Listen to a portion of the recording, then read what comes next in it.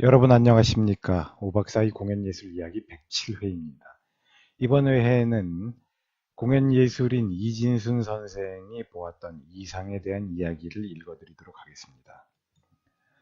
시인 이상은 다다이스트이자 혹은 초현실주의자로 간주되는 인물입니다. 다다는 본격적인 예술 운동으로 펼쳐진 것이 1920년대라고 보아야 할 것이고, 초현실주의는 다다이에서 진화해 나간 것이라고 보아야 할 것인데, 그것의 전성기는 1930년대라고 보아야 할 것입니다. 물론 살바도르 달리 같은 초현실주의자는 제 기억에 의하면 1980년대인가요? 그때까지 살았던 것으로 기억이 되는데요. 그러니까 초현실주의는 우리 당대의 현상이라고까지 말할 수 있겠습니다. 사실 그러고 보면 표현주의자들도 1980년대까지 살아남은 사람들이 있었죠. 그들이 계속 활동을 했으니까 표현주의나 초현실주의, 이른바 역사적 아방가르드는 우리 시대적 현상, 동시대적 현상이라고 볼 수 있겠는데요. 그럼에도 불구하고 한국 사람들에게는 그렇게 썩 친숙하지는 않습니다.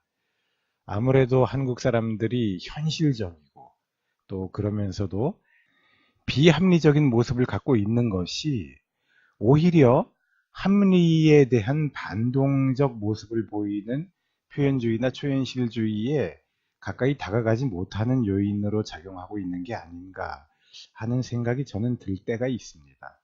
물론 연구를 해서 정리된 생각은 아니고요. 이따금씩 그런 생각들이 저에게 스쳐 지나갈 때가 있습니다.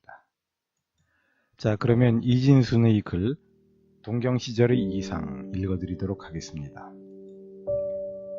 지금 기억으로는 1936년 9월인가 10월이었던 성십다. 여름방학을 끝내고 일본 동경으로 다시 들어갔을 때다. 나는 그때 일본 대학 예술과에 재학 중이었고 동경 학생예술좌 동인 시대였다. 이때쯤이면 고향으로 갔던 동경 예술좌 동인들이 거의 다 동경으로 올 때다. 동경 학생예술좌에서는 큰 변동이 없는 한 원예 회법을 한 달에 한 번은 꼭 가졌다. 희곡낭독회, 연극평, 앞으로의 계획, 그리고 친목을 겸했기 때문에 을의 술 타령도 곁들이게 마련인 즐거운 회합이었다. 바로 이러한 동경 학생예술좌 원예회에서 이상을 처음 만났다. 첫인상은 금태 안경을 쓰고 깡마른 품이 몹시 신경질적으로 보였고 나이는 우리들보다 10여 년 연상으로 생각되었다. 하나 1910년생인 그는 나보다 5, 6세 위일 뿐이었는데 중년처럼 보였던 것은 1930년대란 시대적 분위기가 그로 하여금 그토록 나이 들어 보이게 했는지도 모른다.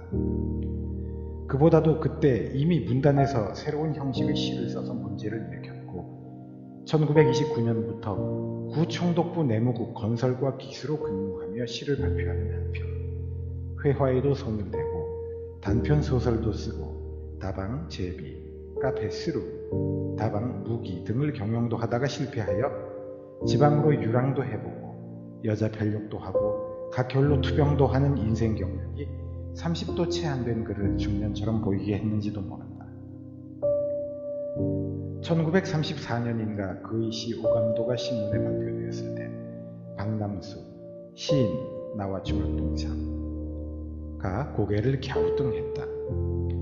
13인의 야해가 도로를 질주하고 길은 막다른 골목이 적당하오. 제1인의 야해가 무섭다고 그리요. 제2인의 야해도 무섭다고 그리요. 이런 식으로 시작된 오감도는 13의 야해까지 똑같은 문장으로 계속되고 맨 끝으로 가서 13인의 야해가 도로를 질주하지 아니하여도 좋소로 끝난 도무지 알 수 없는 시였다. 알 수 없었기 때문에 매력이 있었고 그렇기 때문에 그 시인을 만나고도 싶었다. 그 시절 박남수와 나는 바이론이나 하이네의 시 같은 곳에 도취되어 있을 때다. 하지만 서구에서는 슈르레얼리즘이 고개를 들었을 때였다. 이상의 천재적 차원은 자연주의나 사실주의에 만족할 수 없고 슈르와 같은 새로운 물결로 쏠리었던 것이다. 중학생 때 흠모하던 괴상한 시인을 뜻하지 않게 이런 좌석에서 만나게 된 것은 여간 반갑지 않았다. 그날은 그를 환영하는 좌석으로 되고 술잔이 오고 가고 노래가 시작되었다. 이상의 차례가 되니 그는 느닷없이 일본 나니와 부시, 랑화정, 일본 고유의 노래로 우리나라 판소리처럼 혼자서 노래도 부르고 사설도 한다.를 걸걸한 쉰 목소리를 만들어 부르는 데는 모두 요절복통을 했다. 그는 술도 잘했고 유머가 있고 박식하고 노래도 잘 부르고 문학뿐만 아니라 회화, 음악, 심지어 연극에까지 일가견을 가진 데는 정말 놀랐다. 그날은 모두 다 취했다. 돌아가는 길에 그와 우연히 같은 방향으로 가게 되었다. 그는 술이 모자라는 듯하였다. 어쩌면 헤어지기가 아쉬워서인지 날더러 한 잔 더 살 용의가 없느냐는 것이다. 나는 서슴지 않고 그와 둘이서 이 집 저 집 있는 돈을 다 털어 밤이 깊어가는 줄도 모르고 술을 했다. 그날 밤의 교분이 2년이 되어 그는 사흘이 멀다 하고 내게 속달 편지를 보내왔다. 꼭 만나야 할 일은 없다. 그러나 좀 만나자는 것이다. 그러면 나는 지체 없이 간다에 있는 그의 하숙으로 찾아갔다. 그의 방은 해도 들지 않는 2층 북향으로 다담이 넉장 반밖에 안 되는 매우 초라한 것이었다. 짐이라고는 별로 없고 이불과 작은 책상, 그리고 책 몇 권, 담배 재떨이 정도였다. 처음 그의 집을 방문한 것은 어느 날 오후 3시쯤이었는데 그는 그때까지 자리에 누워 있었다. 며칠이나 청소를 안 했는지 먼지가 뽀얗게 앉아있고 어둠침침한 방은 퀴퀴한 헌 다다미 냄새마저 난다.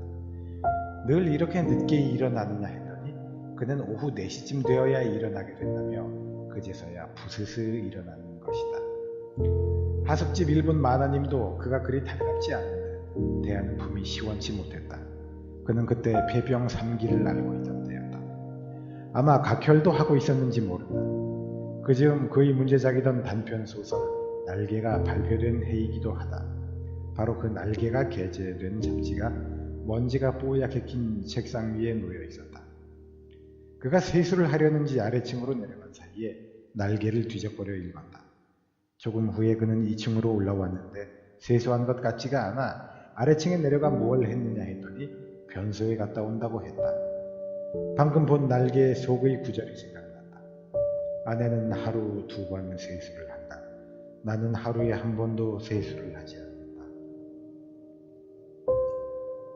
그날은 그가 초대한 날이라 이장은 나를 데리고 한식 식당으로 가서 15전짜리 밥을 한 상씩 안 먹었다. 그날은 그가 이런 식으로 한턱을 댔다. 이렇게 자주 만나는 동안 문학 얘기도 많이 듣고 분단에 대한 불평도 들었다. 어느 날 이상은 학생 예술자 동인 이옥순과 만나게 해달라는 것이다. 이옥순은 동경 여의전에 재학 중인 학생이었는데 동경 학생 예술자 동인으로 춘향전 공연 때는 향단이 역을 맡았던 개성 여자였다. 자그마한 키에 납작한 얼굴이었으나 어딘지 매력이 있었다. 같은 학생 예술자의 동인이며 시인이었던 한천이 그에게 열을 올리고 있었던 때이고 또 영화감독 방한준이 한강이란 영화를 촬영해가지고 왔던 때다. 방한준은 한강을 촬영해 왔어도 녹음이 안 돼요. 그 당시 동경 니카스, 일활, 일본 활동사진, 촬영소에 영화 조감독으로 있던 이병일에게 의논했으나 잘 타협이 안 된 모양이었다. 나와 우연히 만나게 되었을 때 방한준은 무슨 생각이었는지 술을 한턱 냈다. 그때 우리들이 술을 마신다고 해야 기껏 맥주홀에 가서 한 컵에 50전짜리 큰 조끼, 손잡이가 달린 맥주컵을 드는 것이 고작이었는데 방한준은 동경의 긴자에서도 가장 호화로운 샹제리아와 리츠바 같은 외국인 상대의 인류 바만 골라다니며 한 잔에 1원이나 하는 하이볼을 바구청하는 것이었다. 우리들이 그때 마시던 양주라야 10전 스탠드바에서 한 잔에 10전짜리인 일산 양주였는데 한 잔에 1원짜리 양주는 난생 처음이었다. 그때 김학성도 같이 있었다. 김학성은 동경 신흥 키네마 촬영소에서 촬영기사 조수로 있을 때인데 따분하면 곧잘 내 하숙으로 찾아와 하루나 이틀 묵어가던 때다. 우리는 취했다. 난생 처음 비싼 술에 취했다. 이튿날 아침 눈을 뜨니 요코하마 제일 호텔이었다. 지금도 잊혀지지 않는다.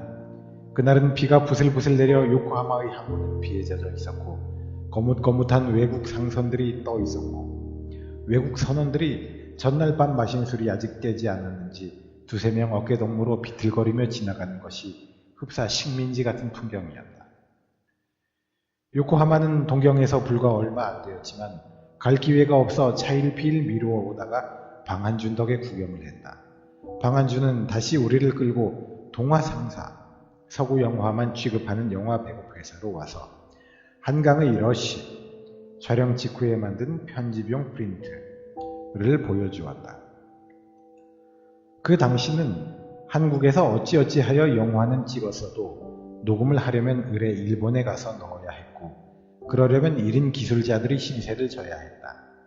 그런데 방한준은 이 기술적인 면의 협력을 이병일에게 구했는데 이병일은 이병일대로 생각이 있어 어떤 조건을 내세웠던 모양이다.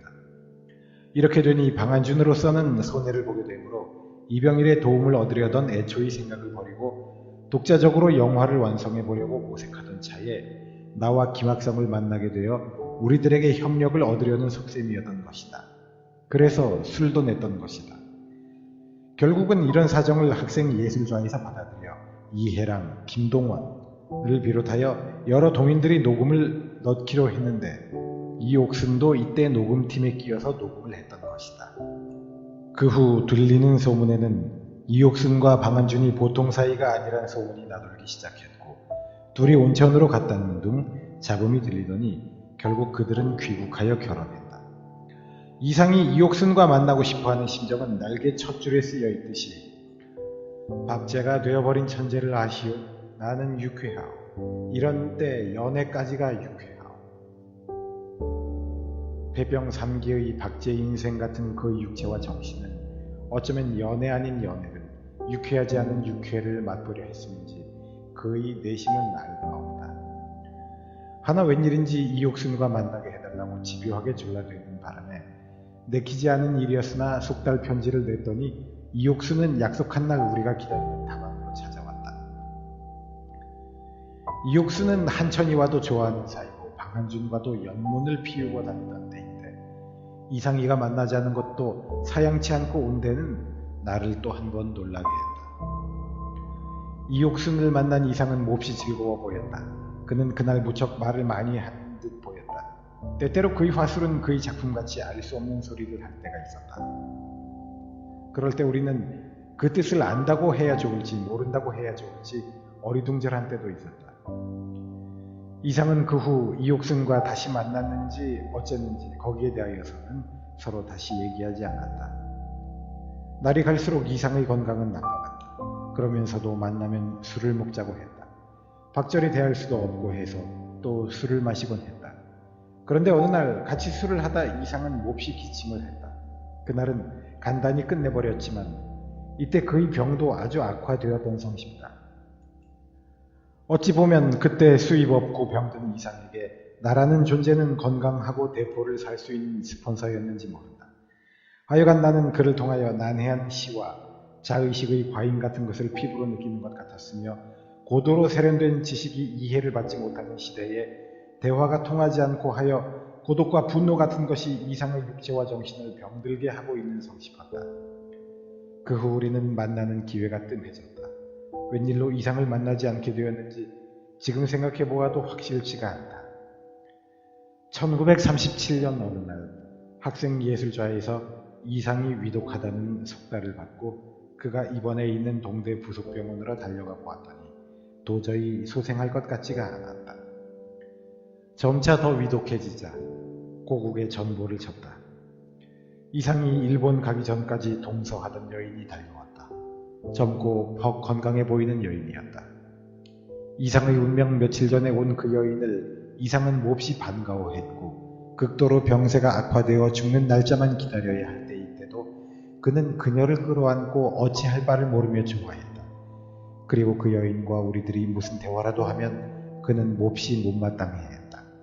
그러다가 그는 마지막 애인인 그 여인의 품에 안겨 영면했다. 정말 허무했다. 사람이 산다는 것도 허무해 보였고 죽는다는 것은 더욱 허무해 보였다. 그 시절 화장하고 뒤치다거리를 우리 학생 예술자 일동은 정말 진심으로 했다. 한 작가가 죽었다. 하물며 재주있고 아까운 보배스러운 천재적 작가의 죽음을 그때 젊은 우리들은 슬퍼했다. 학생 예술자 동인 중에 시를 쓰는 시인들이 있었다. 그들은 기성세대를 낡았다고 하며 새로운 시를 시도하고 있을 때였다. 이상은 이러한 학생 예술자 젊은 시인들에게 심벌과 같았던 존재였는데 그는 그만 죽고 만 것이다. 그의 유고를 돋고 우리 학생 예술자 동인 일동은 숙연했다. 이상의 마지막 애인은 우리들의 슬픔 몇 갑절의 슬픔을 안고 마지막으로 우리들과 자리를 같이 하였다. 그저 고맙다는 말이었다. 그녀는 그때 무슨 생각에서였는지 이상의 유고를 안장한 후에 동경으로 와 동경 학생 예술자의 동인이 되어 연극을 하겠노라고 굳은 결의를 표명했던 것이다. 그녀의 그 말에 우리는 다시 한번 감격하고 이상의 마지막 애인의 결의와 새로운 뜻을 찬양했던 것이다. 그러나 어찌된 일인지 이상의 유고를 안장한 훨씬 후에도 이상의 마지막 애인으로부터는 아무런 기별이 없었다. 이상이 운명하기 전 병실에서 그 애인과 우리들이 무슨 얘기라도 할 것 같으면 시기심에 불타 노여워했던 것으로 보아 그녀가 우리들과의 약속을 이행치 않고 딴 길을 걸어가는 것이 어쩌면 지하에 누워있는 이상이 원하고 있는 길인지도 모를 일이다. 신동아 1973년 1월